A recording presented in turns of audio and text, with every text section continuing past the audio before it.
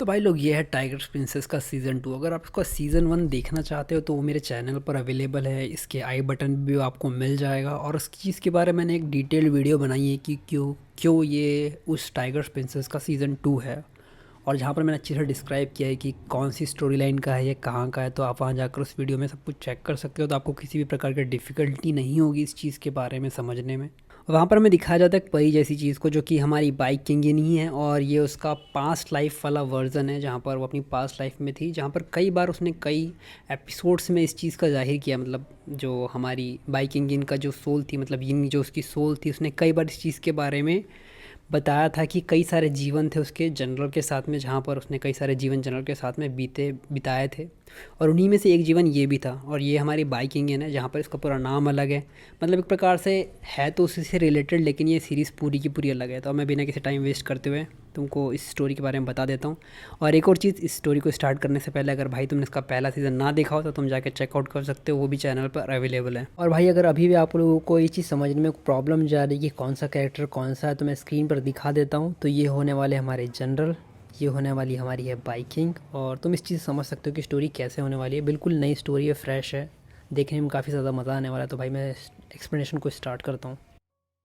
Episode की starting होती है और हमें दिखाया जाता है एक सेलेस्टियल पैलेस को, जो कि शायद स्वर्ग में ही होगा। और हमें वहाँ पर दिखाया जाता है एक फेरी को, जो कि हम उसे परी कह सकते हैं। और वो हमें बताती है कि मैं एक कैनरी हूँ, जो कि एक पंछी होती है। वो कहती है, मैं एक कैनरी, मेरा नाम है यूनमियान, मैं एक फेरी हूँ, फर्टिलिटी की फेरी, जो कि रिप्रोडक्शन की इंचार्ज होती है या फिर प्रेगनेंसी की, तुम ऐसा कह सकते हो।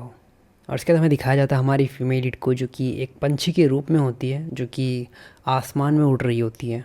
वो आसपास देखती और कहती है, और वो अपने मन में कहती है, मुझे एक मिशन दिया गया है इस मॉर्टल वर्ल्ड में। और वो कहते हैं कि ये मिशन बहुत ही ज़्यादा डिफ़िकल्ट है, बिल्कुल एक नर्क की तरह। और अगर मैं इस काम को, मतलब इस मिशन को कंप्लीट कर देती हूँ, तो मैं बेस्ट वर्कर कहलाऊँगी इस मंथ की। और उसके बाद हमें एक सिनेरियो दिखाया जाता है, अगर वो मंथ की बेस्ट एम्प्लॉय बन जाती है तो वो किस तरीके से अपने आप को शो करेगी सभी लोगों के सामने। और एक प्रकार से वो काफ़ी ज़्यादा इन सारी चीज़ों को सोचकर खुश होती है। इसके बाद वो आगे बढ़ते हुए कहती है, यहाँ पर जो मेरा मिशन है, मतलब यहाँ एक एम्परर है इस पैलेस में, जो कि मेरा ही होस्ट है। यहाँ तक कि उसकी 3000 कुनकुबाइन है। आखिर ये सारी चीज़ें इतनी ज़्यादा डिफ़िकल्ट क्यों है। वो सामने की तरफ देखती है और मन में कहती है, जो सभी लोग यहाँ पर आए थे उन्होंने ये कहा है कि वो बहुत ही ज़्यादा खूबसूरत था, इस वजह से ही वो इस मिशन को पार नहीं कर पाए। और उसका चेहरा बहुत ही ज़्यादा खूबसूरत है। अब ये लोग उन लोगों की बात कर रही है जो कि इससे पहले इस मिशन को पूरा करने के लिए आए हुए होते हैं। और वो ये सारी चीज़ों को सोचते थोड़ा गुस्से में होती है और कहती है, क्या तुम मुझसे मजाक कर रहे हो, मैं एक फेरी हूँ जो कि हेवन से आई है। आखिर एक आदमी मुझे अपनी खूबसूरती में कैसे फंसा सकता, वो बस एक मॉर्टल है, मुझे नहीं लगता ये सब कुछ। तभी वो सामने की तरफ देखती है और उसकी आँखें खुली की खुली ही रह जाती है। और उसके बाद हमें दिखाया जाता है हमारे मेन लीड को, जो कि नहा रहा होता है और उसे वो इस तरीके से देख रही होती है। इसके बाद हमें बताया जाता है कि वो एक एम्परर है जिसका नाम है फेंग शाओ। और उसके बाद हमें उसके बॉडी के दर्शन करवाए जाते हैं। और वो तभी अपने सेंटेंस को पूरा करती और कहती है, क्या बकवास है, क्या मैं इसमें। तभी वो अपने पहले के सेंटेंस को पूरा करती और कहती है, क्या बकवास है, क्या मैं इसके प्यार में पड़ जाऊंगी। मैं आदमियों में बिल्कुल भी इंटरेस्टेड नहीं हूँ। लेकिन उसके चेहरे से कुछ और ही पता चल रहा होता है कि भाई वो कुछ ज़्यादा ही इन सारी चीज़ों में इंटरेस्टेड है। तभी फेंगशो की नज़र उस तरफ जाती है और कहता हूँ, यूनमियान भी इस सारी चीज़ों से काफ़ी ज़्यादा घबरा जाती है और कहती है, क्या क्या उसने मुझे देख लिया।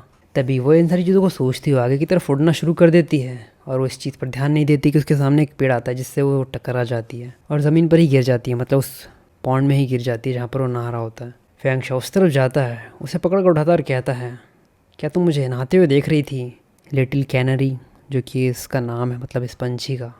हमारी जो यूनमियान होती है वो कहती है, चू चू चू चू चू चू चू चू, मुझे जाने दो। और उसके बाद में दिखाया जाता है कि वो वहाँ से उस पंछी को लेकर निकल जाता है काफ़ी तेज़ी से। और इस वक्त भी उसने कपड़े नहीं पहन रखे होते हैं। तभी वो कहता है, गार्ड्स। और हमें दिखाया जाता है कि वो पंछी उसके हाथ में ही होता है। वो अपने चेहरे पर हाथ रख लेती है और कहती है, वो बिल्कुल नग्न अवस्था में। और हमें दिखाया जाता है कि वहाँ पर उसके गार्ड्स भी जाते हैं। वो कहते हैं, योर मेजेस्टी। वो उस पंछी को सिर्फ फेंक देता और कहता है, मुझे लगता है कि इस छोटे पंछी ने अभी अभी मुझे कर्स दिया है। बेहतर होगा कि तुम आज रात इसका पॉट पाए बना रहो डिनर के लिए। वो कहता है, ठीक है। जैसे ही यूनमियान उसकी ये बात सुनती हो काफ़ी ज़्यादा गुस्से में आती है और कहती है, क्या आखिर ये सब कुछ चल क्या रहा है, क्या तुम मुझे खाना चाहते हो। हमें दिखाया जाता है जैसे ही वो उस बाथरूम से बाहर निकलता है, वहाँ पर कई सारी लड़कियाँ आ जाती हैं। जैसे उनकी तरफ देखता हुआ कहती है कि आपने फाइनली अपना काम कर लिया, हम आपका काफ़ी लंबे समय से इंतज़ार कर रहे थे। अगर आप चाहे तो मैं आज रात को आपके बिस्तर को गर्म कर सकती हूँ, योर मेजेस्टी। यूनमियान भी उनकी तरफ देखती है और कहती है बहुत सारी खूबसूरत लड़कियाँ, कोई भी आदमी इन सारी खूबसूरत लड़कियों को रिफ्यूज़ नहीं कर सकता। और ये सारी चीज़ें सोचते हुए काफ़ी ज़्यादा खुश होती है और कहती है बढ़िया, अब मेरा मिशन बहुत ही जल्दी ख़त्म होने वाला है, ये तो काफ़ी ज़्यादा ईजी था। लेकिन इससे पहले कि वो लड़कियाँ और उसके पास जाती, वो उसका हाथ झटकता और कहता है मुझसे दूर हटो, और यहाँ पर आने की इजाज़त तुम्हें किसने दी है, तुम सभी को। जैसे ही वो चिकन उसकी ये बात सुनती है, जैसे ही यूनमियान उसकी ये बात सुनती है, वो थोड़ी हैरान हो जाती है और कहती है क्या इसमें दिमाग भी नहीं है? आखिर वो इतनी सारी लड़कियों से, इतनी सारी खूबसूरत लड़कियों से अपने आप को कैसे बचा सकता है? क्या वो आदमी भी है या फिर नहीं? फैंशाओ उन लोगों की तरफ देखता और कहता है यहाँ पर किसी को भी आना अलाउ नहीं है बिना मेरी परमिशन के, तो बेहतर होगा कि तुम सभी लोग यहाँ से निकल जाओ अभी के अभी। और ये कहते हुए उन लोगों की तरफ काफ़ी ज़्यादा गुस्से में देखता है। जैसे ही सारी लड़कियाँ उनकी ये बात सुनती है, वो कहती है ठीक है योर मेजेस्टी। और हमें दिखाया जाता है यूनमियान इस चीज़ का फ़ायदा उठाती है कि वहाँ पर काफ़ी ज़्यादा शोर शराबा हो रहा होता है। इस चीज़ से वो उस सैनिक के यहाँ से निकल जाती है और कहती है यही मेरा चांस है इन सारी चीज़ों को बदलने का, बिना मेरे चाम के सारी चीज़ें बिल्कुल भी नहीं होने वाली। और ये कहते हुए आसमान में उड़ती है और किसी प्रकार की चीज़ को परफॉर्म करना शुरू कर देती है। और एक प्रकार से वो उसकी तरफ कोई किसी प्रकार की चीज़ को कास्ट करती है। जैसे ही वो उसके शरीर की तरफ बढ़ना शुरू कर देती है, वो उसकी तरफ देखती है और कहती है यहाँ तक कि इमॉर्टल भी इन सारी चीज़ को, इस शाम को सर्वाइव नहीं कर पाते। और मुझे इस चीज़ पर अब शर्त लगा लेनी चाहिए कि एम्पर इस चीज़ के बाद बहुत ही ज़्यादा हॉर्नी होने वाले हैं। इसके तो हमें दिखाया जाता है कि वो जैसे ही वो चामस के पास जा रहा होता है, और हमें दिखाया जाता है एक पेंडेंट को जो कि इसकी पीठ के पीछे होता है। जैसे ही वो चामस से जाकर टकराता है, वो पीछे हट जाता है और वो जाकर हमें दिखाया जाता है कि यूनमियान पर ही वापस जाकर लग जाता है। वो उसकी तरफ दिखती कहती है आखिर सब कुछ चल क्या रहा है, आखिर जेट पेंडेंट ने इस चाम को रिबाउंड कैसे कर दिया। और इसके बाद दिखाया जाता है यूनमियान को जो कि अब खुद हॉर्नी हो चुकी होती है और वो ज़मीन पर गिर जाती है। और हमें उसके असली रूप को भी दिखाया जाता है, जब वो किस तरीके से फील कर रही होती है। वो कहती है मेरी ट्रू फॉर्म रिवील होने वाली है।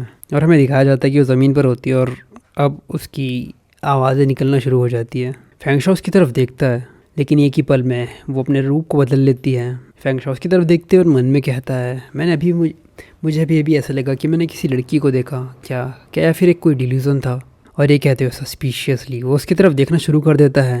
यूनमियान अपने सिर से पसीने को हटाती है और कहती है लकीली मैंने अपनी फॉर्म को मेंटेन कर लिया लास्ट मिनट पे, वरना मेरा सच सभी के सामने आ जाता। लेकिन इससे पहले कि और कुछ बोल पाती, फैंग उसे पकड़ लेता है। फैंगशाओ वहाँ से जाते हुए कहता है मैंने तुमसे कहा था कि इस चैनरी पे अपनी नज़र रखना, तो आखिर ये अभी भी यहाँ पर उड़ क्यों रही है। और मैं चैनरी को दिखाया जाता है जो कि कहती है मुझे जाने दो। उसका जो गार्ड कहता है वो कहता है मुझे माफ़ कर देना योर मेजेस्टी। फैंगशाओ वहाँ से जाते हुए कहता है ठीक है इस चीज़ के बारे में भूल जाओ और यहाँ से निकल जाओ अभी के अभी। और ये कहते हुए काफ़ी गुस्से में उन लोगों की तरफ देखता है।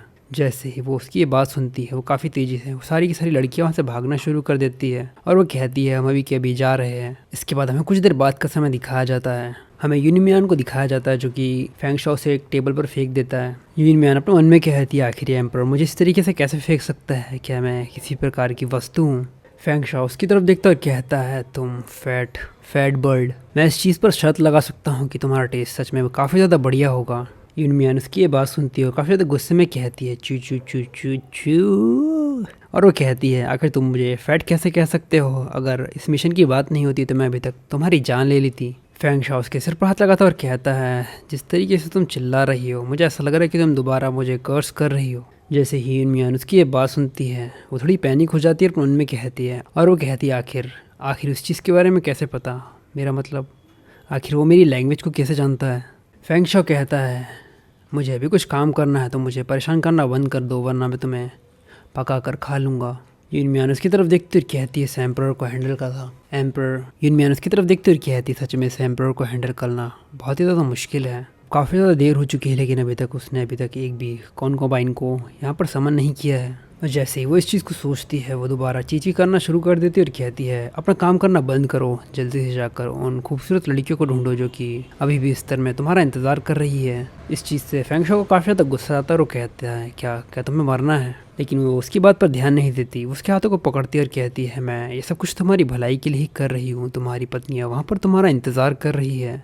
उसकी ये बात सुनकर फैंगशाओ उसके थोड़ा नज़दीक आता है और कहता है तुम्हें देखकर ऐसा लगता है कि जब भी कॉन्कोबाइन तुम्हारे पास में आती है तो तुम्हें इस चीज़ से काफ़ी ज़्यादा एक्साइटमेंट होती है। वो उसकी ये बात सुनकर अपना सर हाँ में हिलाती है और कहती है तुम सच में काफ़ी ज़्यादा स्मार्ट बॉय हो।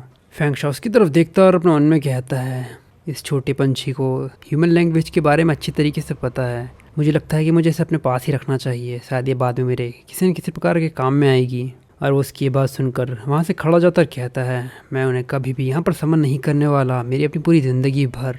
उसकी ये बात सुनकर युनमियान कहती है, लेकिन आखिर क्यों? वो अपने कपड़ों को उतारता है और कहता है, क्योंकि मैं इम्पोर्टेंट हूँ। जैसे ही वो ये बात कहता है वहाँ पर शांति छा जाती है और युनमियान का चेहरा कुछ ऐसा जाता है और वो कहता है, क्या इम्पोर्टेंट? और वो उसके कंधे पर जाकर बैठ जाती है, फिर दोबारा चीची करना शुरू कर देती है और कहती है, क्या तुम मुझसे मजाक कर रहे हो? आखिर एक आदमी इस चीज़ को कैसे मान सकता है कि वो इम्पोर्टेंट है? क्या तुम्हारे पास कोई प्राइड नहीं है? लेकिन वो उसकी बात नहीं सुनता और उसे सामने धकेल देता है और बिस्तर पर आकर बैठ जाता है और कहता है, ठीक है, मैं सोने के लिए जा रहा हूँ, अब मुझे परेशान मत करो। युनमियान वहाँ पर बैठी हुई होती है और वो कहती है, जिस तरीके से वो बोल रहा था मुझे लग रहा था कि वो सच ही बोल रहा है, और अगर ऐसा ही है तो आखिर मैं अपने मिशन को कंप्लीट कैसे करूँगी? यहाँ तक कि वो तो कुछ कर भी नहीं सकता। और ये कहते वहाँ से जाना शुरू कर देते और कहते, ठीक है, मुझे इस चीज़ के बारे में भूलना होगा, वैसे भी ये मिशन मैं पार नहीं कर सकती, तो बेहतर यही होगा कि मुझे वापस जाना होगा। और मुझे लगता है कि जब मैं वापस जाऊंगी तो वो मुझे इस चीज़ के लिए ज़रूर परेशान और मॉक करेंगे। और ये कहते वहाँ से आगे बढ़ जाती है, लेकिन तभी सामने काफ़ी ज़्यादा तेज़ी से रोशनी आती है। वो सामने की तरफ देखती है और कहती है, क्या? Goddess of fertility. और हमें युनमियान को दिखाया जाता है जो कि इस चीज़ से काफ़ी ज़्यादा खुश होती है कि वहाँ पर वो गॉडेस आई हुई होती है, एक प्रकार से उनका स्वागत करती है या फिर उन्हें प्रणाम वगैरह करती है। तो ये एपिसोड यहीं तक। अगर आप चाहते हो कि रात को मैं आपके सपने में आकर आपको किस्सी दूँ तो प्लीज़ चैनल को सब्सक्राइब करना मत भूलना।